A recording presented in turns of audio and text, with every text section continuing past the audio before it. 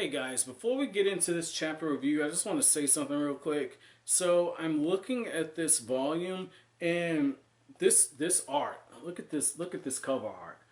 This is so fucking nice. This is some beautiful artwork. I love this artwork, man. And the other thing I thought was pretty cool is on how on the back you got the straw hats and this little design here. That's really damn cool, but what really gets me is this is a very thick volume. This is a thick volume, like in comparison, like the volume that we just got done with. Look at the difference. Look at the difference. This is how I know this is gonna be a good volume. We got some extra chapters, so some extra pages. I don't know what the fuck happened, but this is gonna be good. This is gonna be good. I just want to say that real quick because I always get excited anytime you get like the thicker spines like this, because it lets you know that you're getting some monumental shit. Like a perfect example is like how in Naruto volume 43, I'll never forget that volume because I remember when I bought that I paid extra for it. But when you get that extra pages or whatever, you know that the author gave you something special. So without further ado, we're going to get into chapter review after I read this shit. Have the interactions, but as always, guys, if you like anything I had to say, don't forget to comment, rate, subscribe, and share. Thank you so much for watching the end of the video, guys. Have an awesome day. Holy shit. Holy shit. So I was right. I said a while back, like Tashigi losing some of her men would be big for her character development. This was almost cruel what Oda did in chapter 679. Okay, this is almost cruel. Okay, because what you essentially saw was Tashigi swallowed her pride a few chapters ago to work with Luffy and Law. All right. She swallows her pride. She tells Smoker, "You're damn right. I will side with pirates if it means saving my men. Get the fuck out my face. We're working with them." I'm paraphrasing. That's essentially the stance that she took, okay? What you saw happen in this chapter is fucking mind-blowing, okay? Like, Caesar makes it known early on in the chapter, hey, fuck all this. I'll sacrifice whoever the hell I need to sacrifice. Nobody escapes. Everybody's watching this shit right now. Blow up the walls. Let the land of the dead. Let that gas get in here. We're putting on a fucking show. So on one hand, you see someone who doesn't give a fuck about the people under them. On the other hand, you see someone like Tashigi, who is super compassionate, super caring about her crew. And she jumps in when Zoro is about to just mix it up with all their ass. And you even see Usopp at one point saying it's the Three Musketeers, which was a badass shot, by the way. When you see the guy from Wano and you see Zoro and Brook kind of mixing it up. And they're fighting on the same side. That was pretty cool. That was something I wanted to see. But when you see Tashigi just step in and she blocks Zoro's attack, and Zoro's like, "Huh, Captain, ain't this some shit?" Like that was pretty cool, man. And it just, I think in that moment, you know, part of me still says like Tashigi might be Kuina, and yet at the same time I know it's probably not likely. I just want to hold on that theory, you know. I know it doesn't make a lot of sense, but I think in that moment when Zoro kind of crossed swords with her, Zoro, first of all, it's the swordsman spirit type thing that you got in Rurouni Kenshin, where you can sense emotions through clashing swords. Zoro's just like, yeah, you're not really trying to fight. That's when Tashigi says, "Be on your way." You're absolutely correct. And it's basically in that moment where she's like, look, like the lives of my men mean more than capturing, apprehending you. We'll meet another day. I thought that was very beautiful. Thought that was very beautiful. And even I was sitting there going, okay, the gates are closing. Law's made all this shit known. Tashigi's about to get all of her men through. And then all of a fucking sudden, you just see the smoke and everything coming in.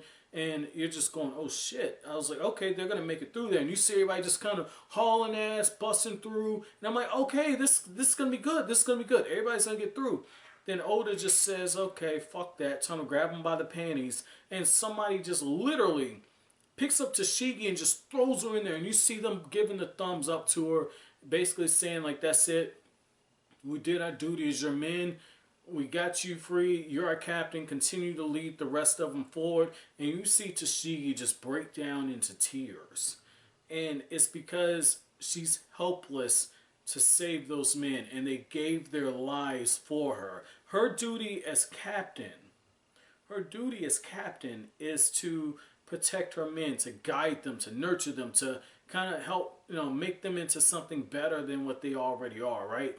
And yet she's experienced failure, and how she reacts to this after having made the decision she did to swallow her pride, it's going to be so huge for her character development. I cannot wait to read more about Tashigi after this. This was really good. Like, this is something that you don't see too often in a lot of shonens, right? Like, in a lot of shonens, like, the main cast gets a lot of development, but when you get these secondary characters, like, they may or may not get fully fleshed out. Tashigi, when One Piece is over, I'm going to go ahead and just stake my claim on this right here. And I'm going to be very interested in when I get caught up if anyone's done a character dissection of Tashigi. Because if they haven't, I'm definitely doing that. Because I think it's genius what Oda is doing with their character arc right now.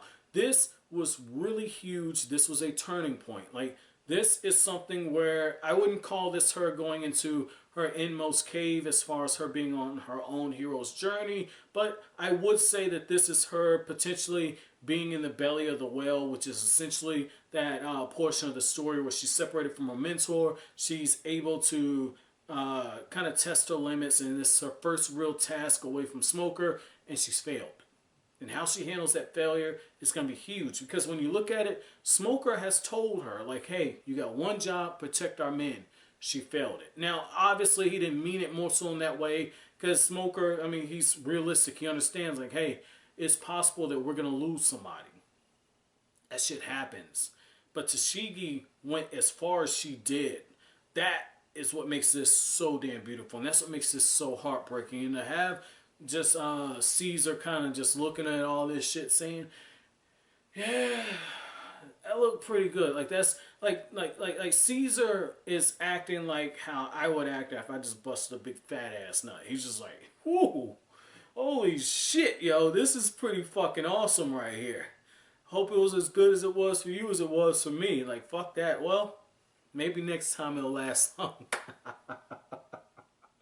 I'm just fucking with you on that last part, man. Like, fuck that. But, I mean, you gotta have fun, right? You gotta have fun. Like, if you are new or whatnot, and a lot of you guys already know I got a fucked up sense of humor. It just is what it is. So, I say all that to say, this grabbed me more so than anything else. Like, not necessarily all the other stuff we got in the chapter. Just seeing Tashigi in this moment is what resonated with me more so than all of that. Not Nami talking about the dragon looks like it was cute, and how Brownbeard, has that moment where he's running through and you see Caesar's men kind of just looking around like, did he turn cold on us?